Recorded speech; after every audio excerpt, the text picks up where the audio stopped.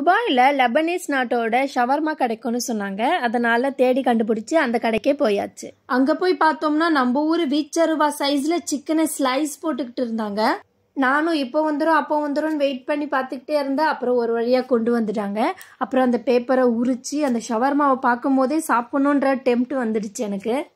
Taste wise பார்த்தீங்கன்னா taste சூப்பராக இருந்துச்சு. இது துபாயில் 5 dirhamsன்னு விற்கிறாங்க. நம்ம ஊர் காசுக்குன்னு பார்த்தீங்கன்னா 120 rupees வரும்.